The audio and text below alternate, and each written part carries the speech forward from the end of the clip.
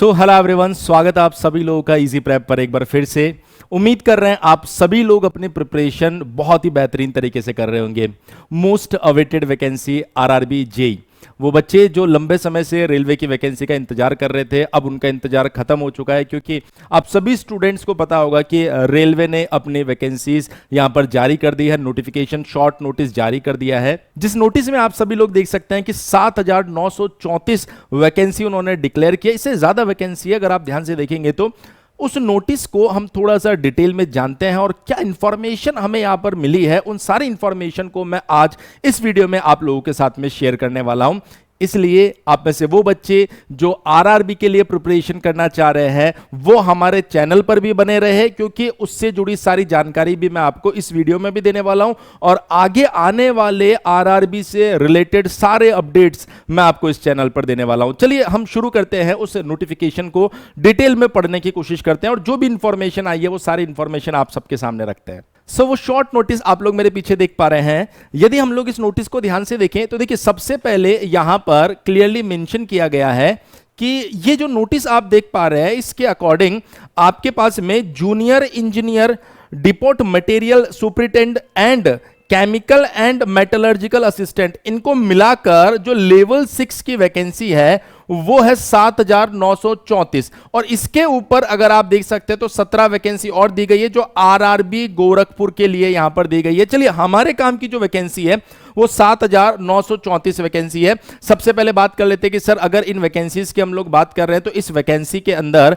जो application form है वो कब चालू होने वाला है, कब स्टार्ट होने वाला है, तो आप देख सकते हैं यहां पर क्लियरली मेंशन है ओपनिंग डेट ऑफ एप्लीकेशन। 30 जुलाई से आपके एप्लीकेशन फॉर्म स्टार्ट हो रहे हैं, तो सभी बच्चों को बिल्कुल तैयार रहना है। Closing date of submission of application, जो एप्लीकेशन फॉर्म का लास्ट डेट रहने वाला है वो 29 ऑफ अगस्त रहने वाला है।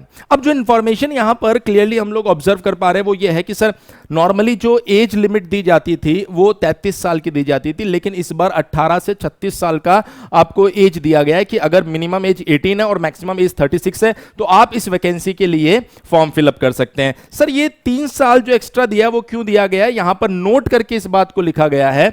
मैं आपको थोड़ा सा इसके बारे में भी बताना चाहूंगा कि this includes a relaxation of 3 years in age beyond the prescribed age limit as one-time measure due to covid pandemic. जो कोविड की वजह से यहां पर 3 साल का रिलैक्सेशन आपको दिया गया है, जिसकी वजह से आप जो 33 ईयर हुआ करता था वो मैक्सिमम लिमिट को या अपर एज को उसने 36 ईयर कर दिया यहां पर।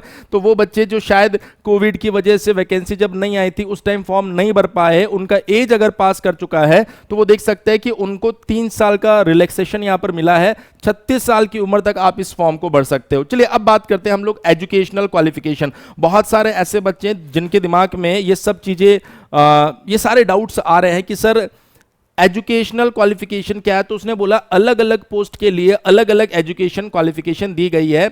मतलब हम जो बात कर रहे हैं वो हम जूनियर इंजीनियर के ऊपर ज्यादा फोकस कर रहे हैं। तो यदि आपने डिप्लोमा कर रखा है तो आप उस जूनियर इंजीनियर के फॉर्म को क्लियरली भर सकते हैं। अच्छा, डिप्लोमा में कौन सा diploma sir? 3 year diploma. 3 year diploma जब डिटेल्ड नोटिफिकेशन आएगा उसमें हम लोग इसके ऊपर और चर्चा करेंगे। तो जो अभी तक की इंफॉर्मेशन है उसके अंदर 3 ईयर डिप्लोमा या फिर बैचलर डिग्री, ध्यान रखना, 3 ईयर डिप्लोमा या फिर bachelor degree.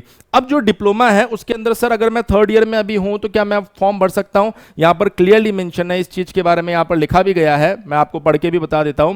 Candidates waiting for results of prescribed educational qualification should not apply. यानी कि अगर कोई स्टूडेंट ऐसा है जो अपियरिंग में है, अभी 3rd ईयर में है, वो बच्चा इसके लिए अप्लाई ना करे।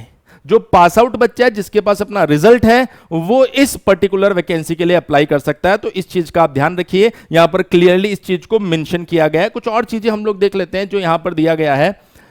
अगेन जो इंपॉर्टेंट पॉइंट है वो है mode of examination. Mode of examination की हम लोग बात करेंगे तो ये बोल रहा है 2 स्टेज कंप्यूटर बेस्ड टेस्ट, यानी कि CBT 1 होगा और उसके बाद में CBT 2 होने वाला है। CBT 1 आप सभी लोग जानते हैं कि क्वालिफाइंग स्टेज होता है जहां पर आपको सिर्फ क्वालिफाई करना होता है। उसके बाद में on the basis of CBT 2 जो कि आपकी ब्रांच स्पेसिफिक क्वेश्चंस के लिए होता है, उसके बेसिस पर आपका मेरिट डिसाइड होने वाला है। सर CBT 1 का सिलेबस क्या होता है, क्या एग्जाम पैटर्न होता है, CBT 2 का सिलेबस क्या होता है, क्या एग्जाम पैटर्न होता है, इसके लिए हम लोग एक डिफरेंट वीडियो लेकर आएंगे और डिटेल्ड वीडियो लेकर आएंगे जिसमें सारी चीजें आप लोगों को बताएंगे। आज की इस वीडियो में हम इस शॉर्ट नोटिस का कंप्लीट पोस्टमार्टम कर रहे हैं कि क्या क्या इंफॉर्मेशन यहां पर दी गई है और उस इंफॉर्मेशन को हम लोग आप लोगों तक डिलीवर करना चाहते हैं। तो इसके अंदर क्लियरली मेंशन है कि दो स्टेज के अंदर आपका CBT होने वाला है, यानी कि अगेन कंप्यूटर बेस्ड एग्जाम होगा, CBT 1 होगा और CBT 2 भी होने वाला है। अब हम लोग बात कर लेते हैं कि सर एप्लीकेशन फीस, तो ठीक है वो कोई बड़ा मैटर नहीं है, यहां पर 500 दी गई है और उसके बाद में जो रिजर्व कैटेगरी है उनके लिए 250 रुपीज भी दी गई है। इसके अलावा अगर हम लोग देखें तो मेरे ख्याल से जो भी इंपॉर्टेंट पॉइंट्स थे वो सारे के सारे मैंने यहां पर बता दिए हैं। सारे के सारे जितने भी इंपॉर्टेंट पॉइंट्स थे जो मुझे लगता है कि इस नोटिस में आप लोगों के लिए थे, उनको अगर मैं समराइज कर दूं तो आप लोगों को ध्यान रखना है कि 7,934 वैकेंसी बहुत बड़ा नंबर है, मौके को हाथ से जाने नहीं देना है। आज से ही ठान लो कि इस बार RRB JEE को क्लियर करना है। दूसरा इंपॉर्टेंट पॉइंट, 30 जुलाई से 30 जुलाई से आपके एप्लीकेशन फॉर्म स्टार्ट होने वाले हैं, तो आपको कोई गलती नहीं करनी है, समय पर एप्लीकेशन फॉर्म को भरना है।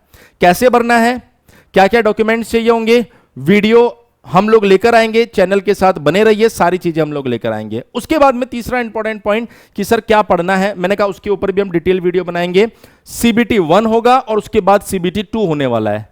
तो आप में से बहुत सारे ऐसे बच्चे होंगे जो अब RRB के लिए अपनी पूरी ताकत लगाने वाले हैं, तो उनको बता देते हैं कि इजी प्रेप उनके लिए बड़ा सरप्राइज लेकर आने वाला है। तो आप लोगों को RRB JEE के लिए बिल्कुल तैयार रहना है। वो स्टूडेंट्स जो RRB JEE की तैयारी करना चाहते हैं, वो स्टूडेंट्स जो RRB JEE के लिए गाइडेंस चाहते हैं, हमने इस वीडियो के अंदर आप देखेंगे जो डिस्क्रिप्शन है, उस डिस्क्रिप्शन में गूगल फॉर्म अटैच किया है और कमेंट सेक्शन में भी एक गूगल फॉर्म अटैच किया है। उस गूगल फॉर्म को फिल कर दीजिए जिससे हमारी टीम आपको प्रॉपर गाइड कर सके RRB एग्जाम के लिए, किसी भी तरह की चूक आप लोगों से ना हो सके। तो मैं उम्मीद कर रहा हूं कि हमारा ये इंफॉर्मेटिव वीडियो आप लोगों के लिए जरूर हेल्पफुल रहा होगा। RRB JEE से जुड़े किसी भी अपडेट के लिए इजी प्रेप चैनल को सब्सक्राइब करके रखिए, क्योंकि यहां पर आपको सबसे सही और सबसे तेज इंफॉर्मेशन मिलने वाली है। थैंक यू सो मच, मिलते हैं अगले वीडियो में।